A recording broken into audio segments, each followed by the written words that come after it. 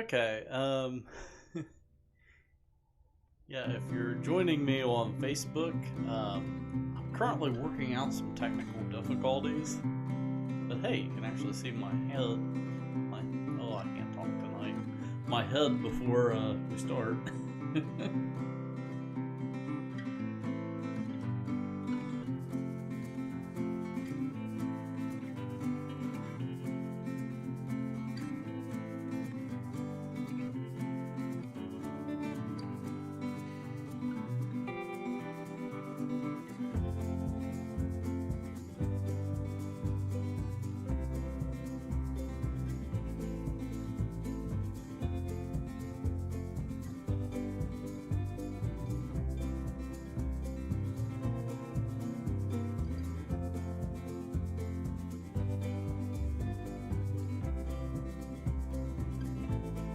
Oh yeah. Okay.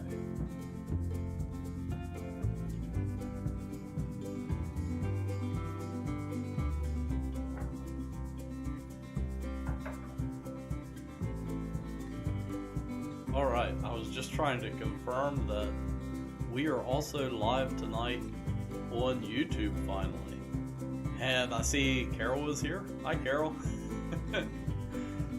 Alright, so now that I've verified that we're actually live in both places, let's go ahead and get this episode started.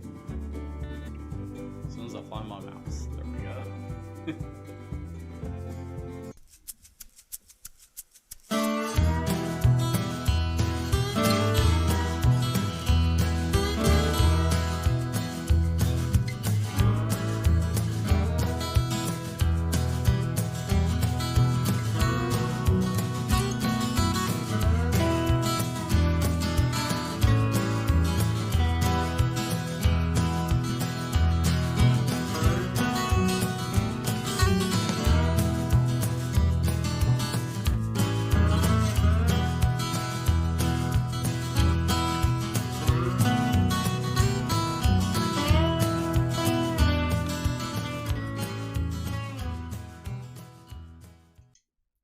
Alright, so welcome to this week's episode of Bob's Live, our weekly show right here on the internet. And well, for the first time, we are broadcasting simultaneously to both Facebook and YouTube. So hopefully we can start getting some viewers over on YouTube, and that's somewhere where I'd like to start posting more videos. We already have quite a few videos over on YouTube that you can go and check out. There are shorter videos that focus more on growing individual types of plants, like if you want to know about petunia care or different things like that.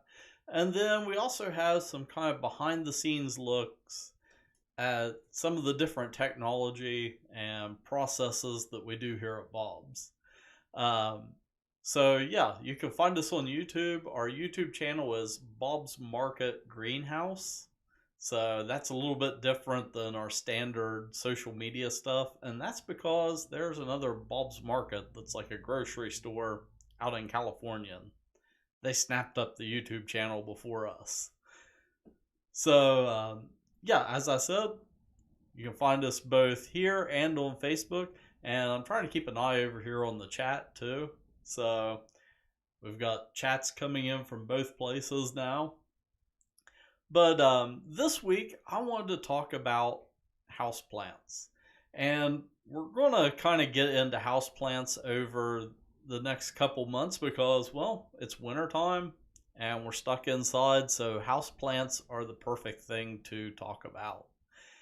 And speaking of talking, hopefully you can hear me okay this week. I switched to a new microphone, trying to get rid of some of the background noise.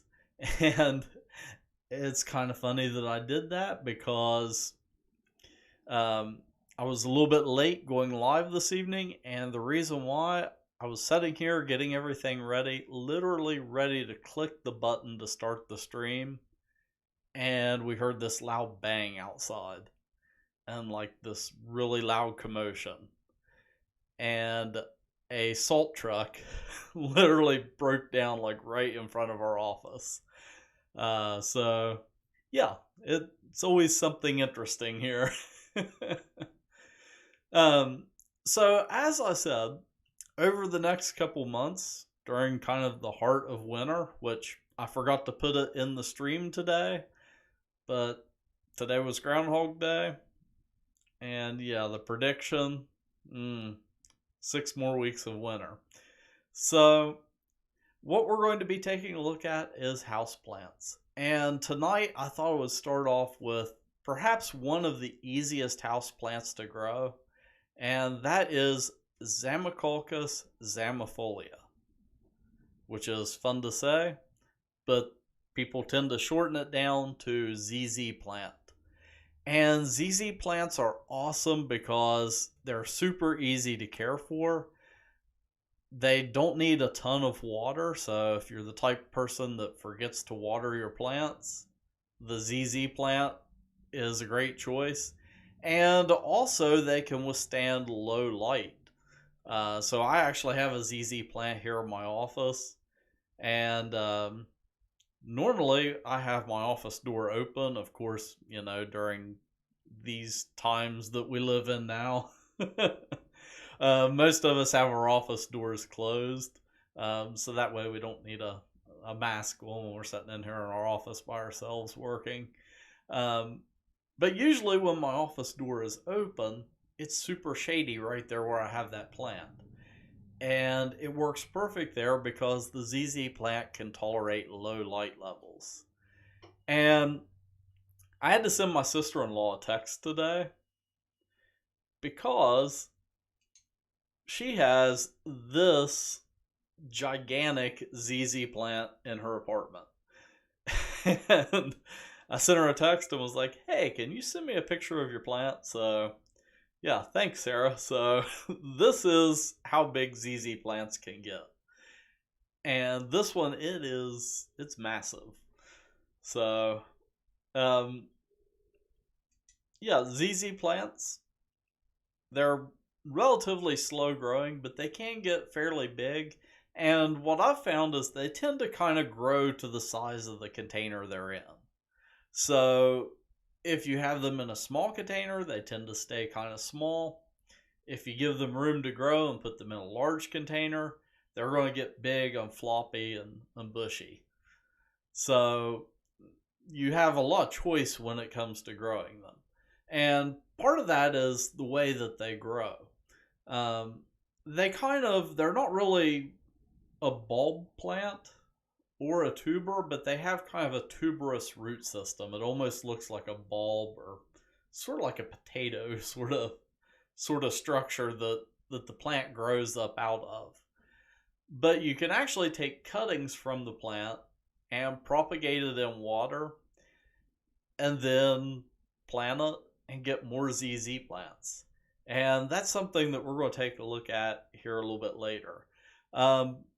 But if you're wondering about caring for ZZ plants and going a little bit more in detail with caring for them, let me jump over to our website here. So over on our website, if you head over to bobsmarket.com, oh, that was weird. Our last blog post was on ZZ plant care. And it goes into quite a bit of detail about ZZ plants, a little bit about their care requirements, fertilizing, different things like that. And I was talking about how they almost have like a potato looking sort of bulb that they grow out of. So right here's the roots on the ZZ plant. And what you can do is you can take cuttings and start roots, and then eventually it'll grow this type of structure. Oh, and hey. Also, while you're over on our website, you can sign up for our newsletter when the pop-up happens. And then also, when I was typing up this article, I just couldn't resist doing a little Photoshop, because ZZ top, ZZ plant. Yeah. And if you haven't read the article, the last paragraph is a good read there. Okay, so let me get back to the camera here. All right, so um, as I was saying, you can take cuttings from the ZZ plant and root them in water. And then once you get them rooted, they're really easy to transplant.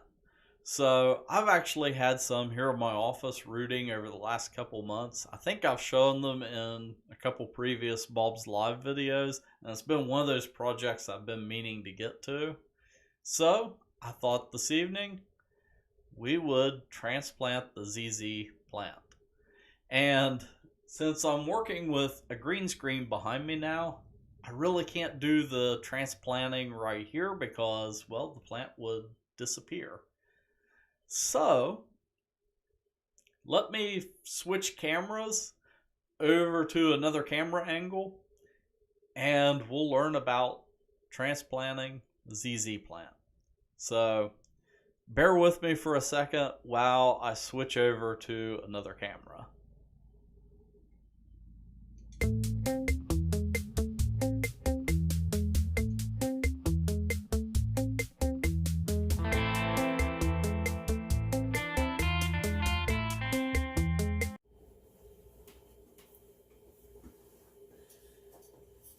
All right, so got my little potting station set up here, and for the last few months I have been rooting a couple cuttings from this ZZ plant, and I have them right here. I have a glass container that I normally root stuff in, but I moved them into this because I've got some other stuff rooting in it too right now. But as you can see, got some nice root growth there on the bottom of the cuttings. And the way that I rooted these is I simply took some cuttings off of this ZZ plant, cut it all the way down, pretty close to the soil, and then stripped off some of the upper leaves just to get down into the bottom of the container. And it takes quite a while for roots to start growing on ZZ plant.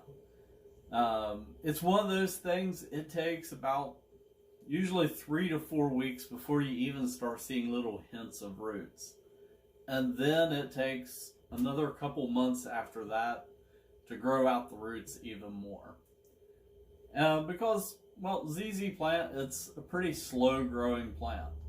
And this ZZ plant, I've had it in my office for a few years, and you can actually see, since I've cut it back a little bit, it actually triggered some new growth, and you can see this new green shoot right here that's coming out. So you can actually see like the little leaves curled in around it, and as it gets a little bit bigger, those leaves will start to open up and spread out just like this.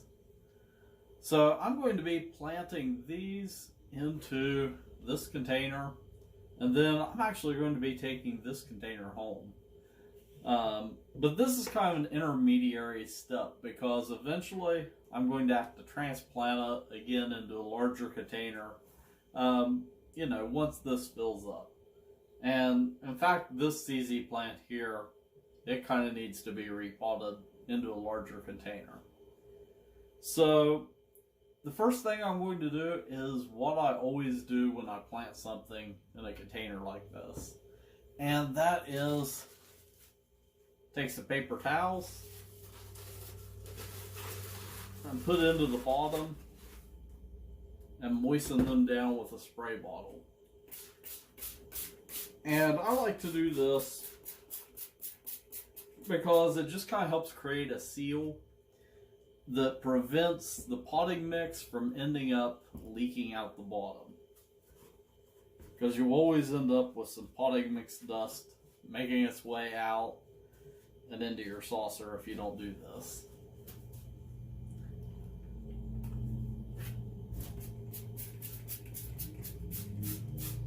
Let me wet that down a bit more. There we go.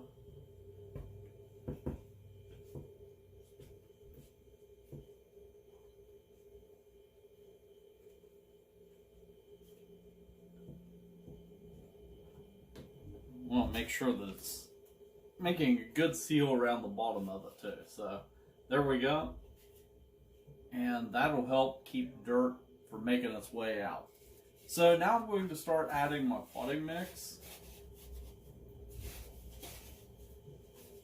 And this mix, it's mostly peat moss, but it does have some perlite in it.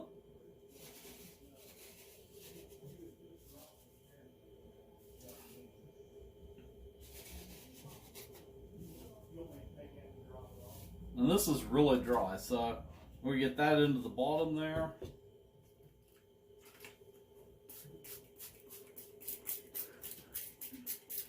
And I'm going to spray it down to get it wet.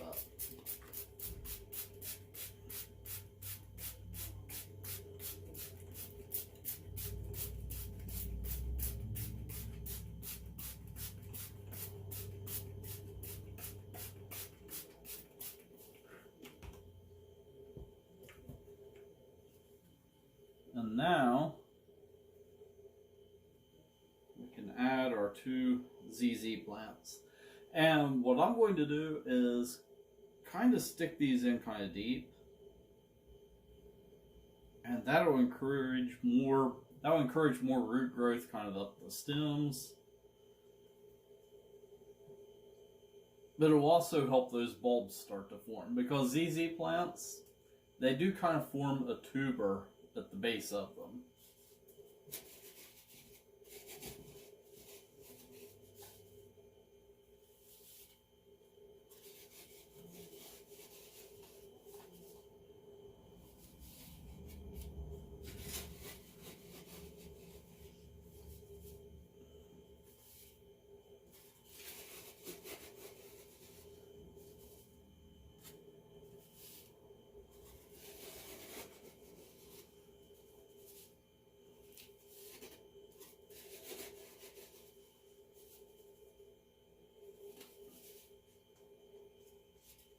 Okay.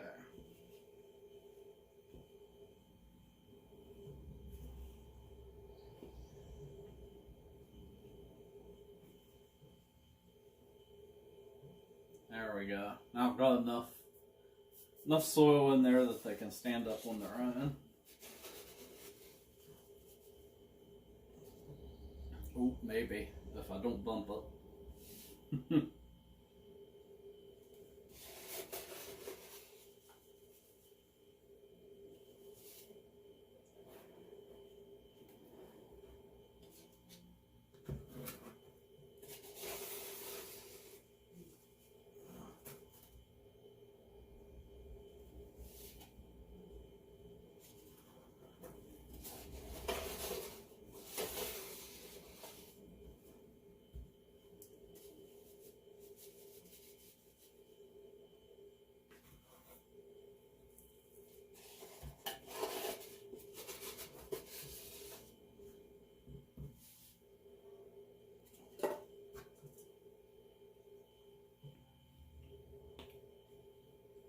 There we go.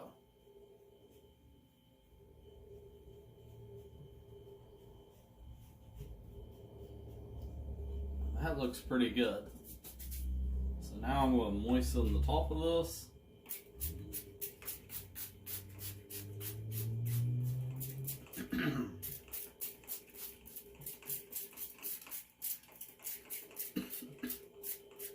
Oh, it's breathed in some dust. Whew.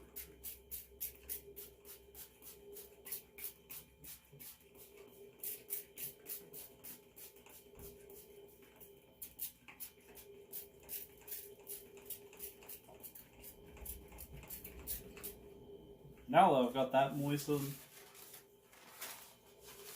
I'm just going to take a paper towel here and get it wet and clean up my pot a little bit.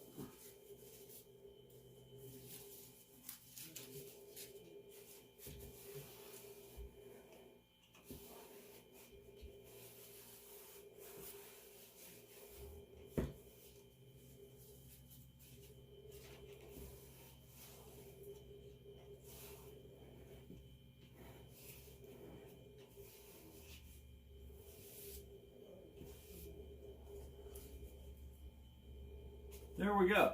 So over the next few weeks, I'm going to go ahead and give this some water.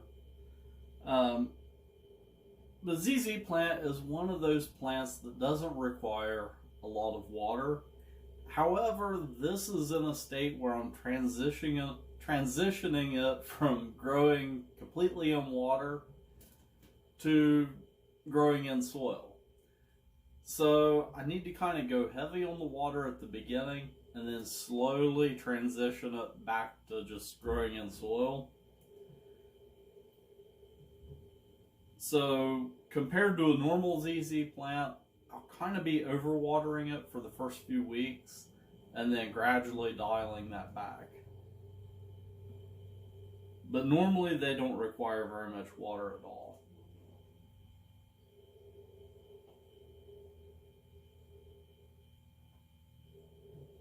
Alright, so I'm going to let that set and let the water kind of work its way in there. And I think that is good.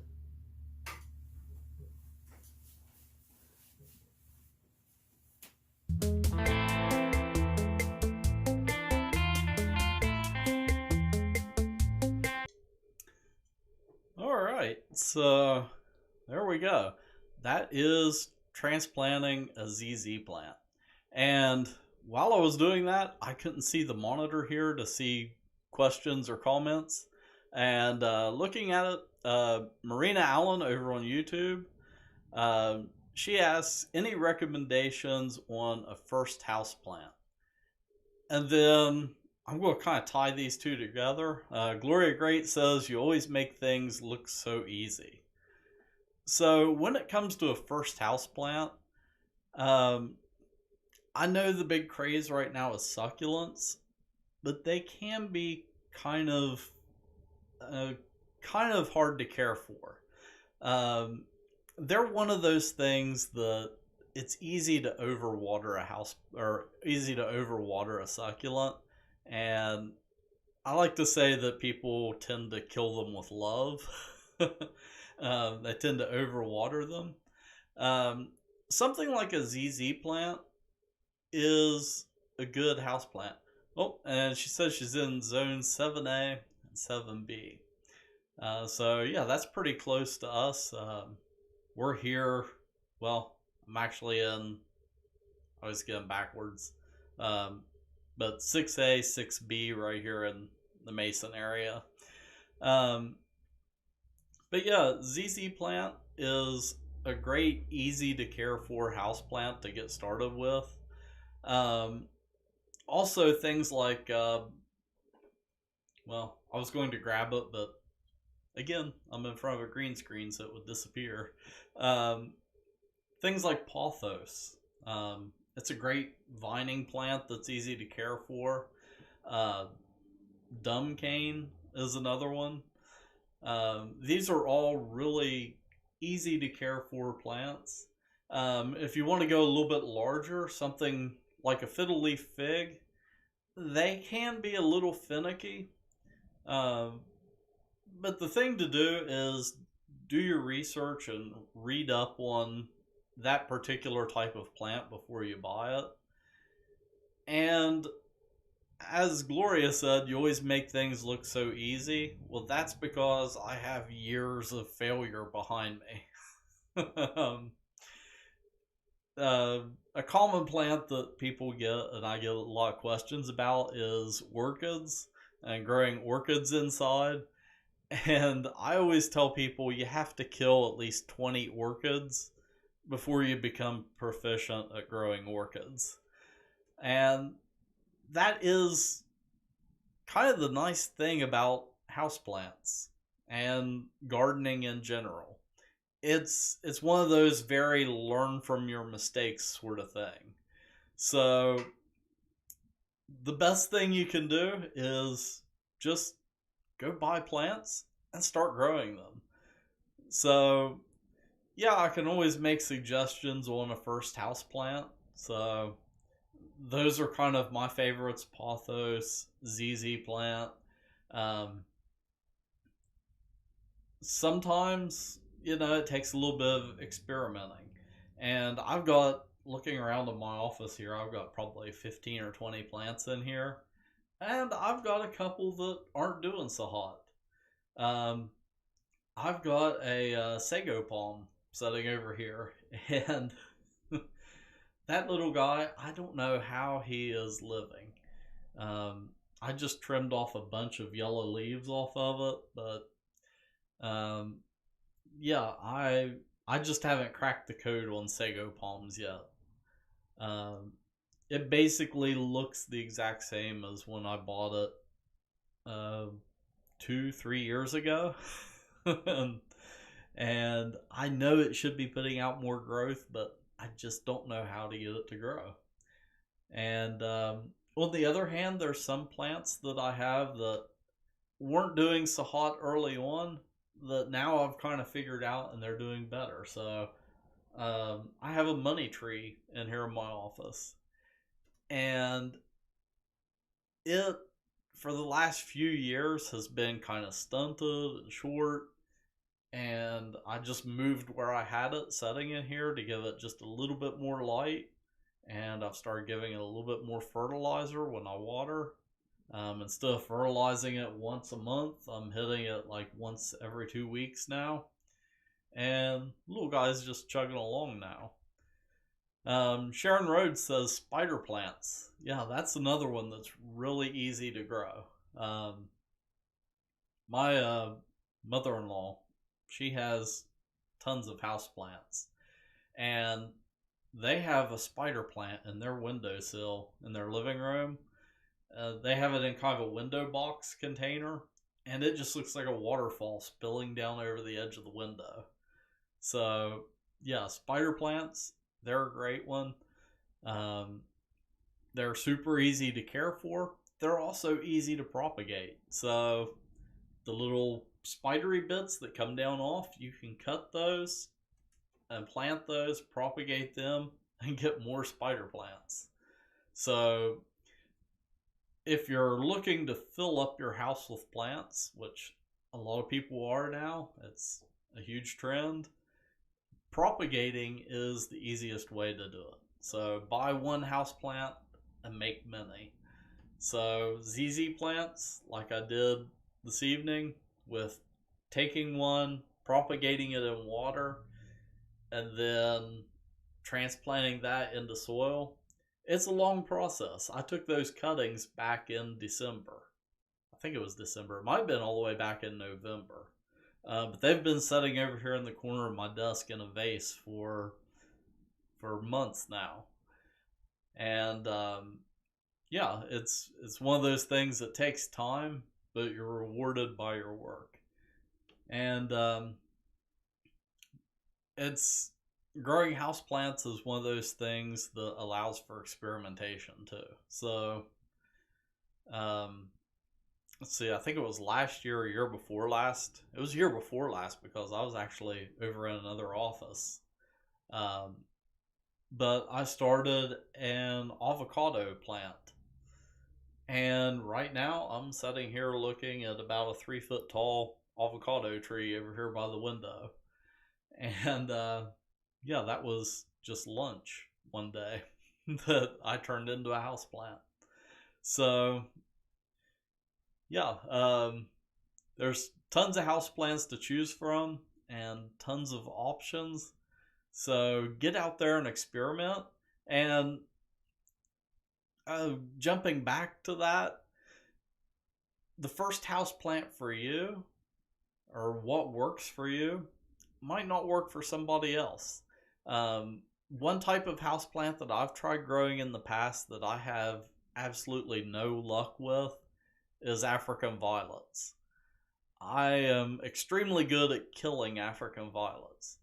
But my mom, she had tons of African violets in her kitchen window. And yeah, she just had a gift for growing them. So your house plant might be different than my house plant. Christmas cacti, that's another one, and we've covered that. And I'm kind of curious. This is the second week with the green screen behind me. Oh, let's see what happens here. Yeah, it's the great invisible Christmas cactus. But you can see the one bloom that I have coming out on it that's late there. He didn't get the memo that Christmas was last month. So, so yeah, Christmas cacti. I'm starting to kind of understand the ins and outs of growing them. I'm kind of proud that there's this little guy down here that you can't see because it's invisible. Um, but I propagated that last year and planted it right back into the same pot. And it's growing pretty good now. But yeah, over the next few weeks, we're going to talk about some more houseplants. And yeah, that's all that I've got for this week. So next week, we'll probably head uptown and do another construction update. I know they're working on the roof up there. And also, we got a lot of stuff happening out in the greenhouse. This is our peak seedling growing season. So right now we have tons of seedlings out in the greenhouse. Robin's asking, how do you get peace lily to bloom? Or do they bloom a certain time of year only? They do bloom kind of seasonally, and it's sort of light dependent. Um, Ideally, they should be blooming right about this time of year because it's when the shorter day lengths happen that they start to bloom. The main thing to trigger them to bloom is giving them fertilizer. So you want to give them a nice houseplant fertilizer. Let me pop off camera for a second here. So I use, for my houseplants, and it works great for peace lilies, is Jack's Classic Houseplant Special. So this one, it's 15-30-15 on the nutrient mix. But it works great. And I have a little baby watering can. So this, for my little watering can, this little container of fertilizer is going to last me forever.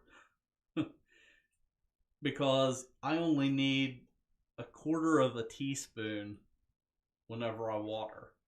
But it's got the instructions right here on it. Use a half teaspoon per gallon of water every other week, or a quarter teaspoon of gallon every time you water your plants. And that's what I do, is the quarter teaspoon every time I water. But I was wrong just now. I have to use an eighth teaspoon because I have a half-gallon watering can. So the smallest that measuring spoon goes down to is a quarter, so I eyeball that it's half full. But yeah, with peace lilies, giving them fertilizer and keeping them fertilized, that's what will help trigger them to say, hey, I need to reproduce. Because that's really what the plant is trying to do, is, produce a flower so it can produce more seed. So it needs that nutrient buildup to be able to push up that bloom.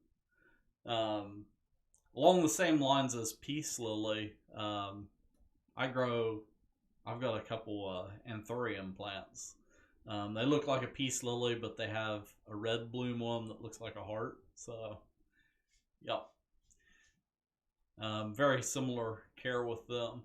Also with peace lilies, they're sort of like ZZ plants, and they're really finicky on the amount of water too that you give them. They're really easy to overwater. And well, I'm starting to ramble on. Peace lilies might make, and I'm still kind of working on the upcoming blog posts and videos for the next few months, that might be a good blog topic that you see pop up here in the near future. So, well, I'm starting to ramble. So, until next time, keep growing.